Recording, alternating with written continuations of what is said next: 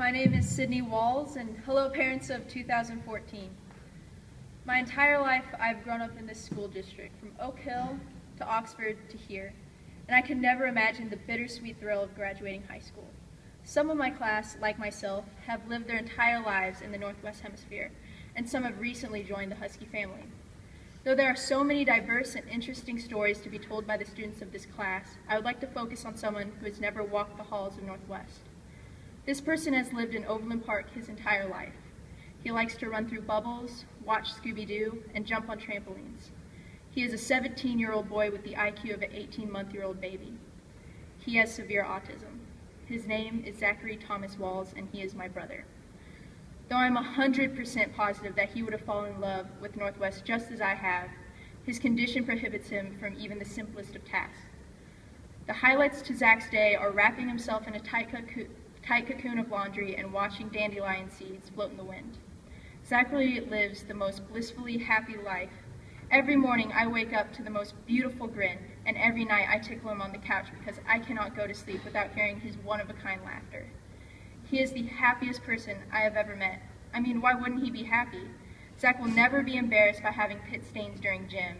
He'll never have to endure the sleepless efforts of writing a research paper. He'll never have to wish on 11/11 to pass his calculus exam, and he'll never have to endure AP chemistry.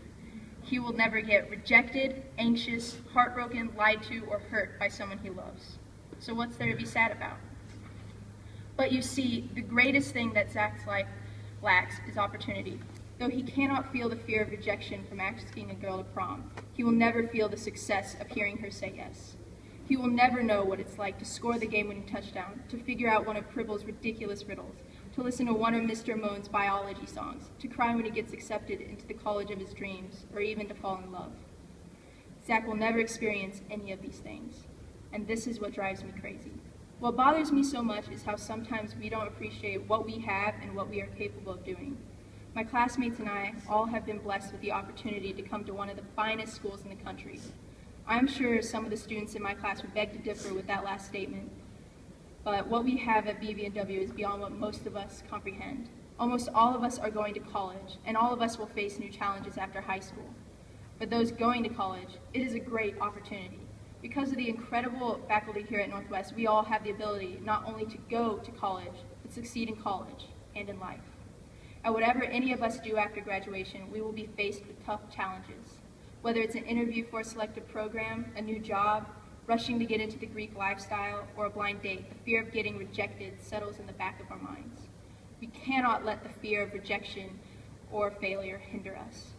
Take every opportunity that you grab a hold of. In this life we were all born into, we have the privilege to unlock all the doors of this world. Don't throw away this rare key because you're afraid of what you might find behind the door. Because people like Zach and those less fortunate than us were never given this key of opportunity. Another important thing that my brothers taught me is to enjoy life. I remember when I got rejected for PEEPS my freshman year. I thought that was the worst day of my life. Obviously that wasn't the worst day of my life because a week later I got rejected from Rebel. That was the worst day of my life. There I was my freshman year thinking the world was ending, and there was Zach, who giggled at ripples the water would make when he slapped his hands on water, and was so fascinated by how leaves floated in the wind. I'm going to be honest. The worst day that I or my classmates have experienced so far will not be the worst day of our lives. However, the best day of our lives hasn't occurred yet either. There are so many joys in this world that are overlooked due to our fixation on past mistakes or impending failure. Though the past couple of months for me have been an exhausting sprint to keep my grades up, I was distracted from this stress from all the small things that I will truly miss here at Northwest. Things like Daniel Wong's incredibly loud yet smile-provoking laughter, and Max Catcher's strange sense of humor, and Mrs. Dugan saying the word fabulous. These are all small things that keep me going from over the edge of insanity. Though life can get a little eerie at times, and I now quote The Dark Knight, it's always darkest before the dawn. Another detail that is often overlooked is the effect of our families. Some of us have incredibly close families, while others have very broken families. The class of 2014 needs to remember, regardless of how close you are with your family, they have molded you into the wonderful person you are today. For me, I remember the rude, Twilight-obsessed middle schooler I once was, and I know I wasn't the only one like that. All of our parents, you guys, had to endure that, That is love. As for the Twilight haters, you were all there to be our shoulder to cry on when our crush rejected us, our #1 fans at all of our Little League baseball games, a reminder that we could do better when we failed a vocab test, and of course, our ATM.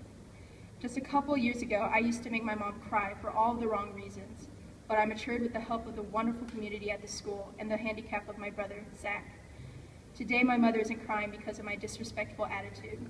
Today, she is crying because her oldest child is graduating high school and her baby girl will be all the way at Stanford in just a few short months.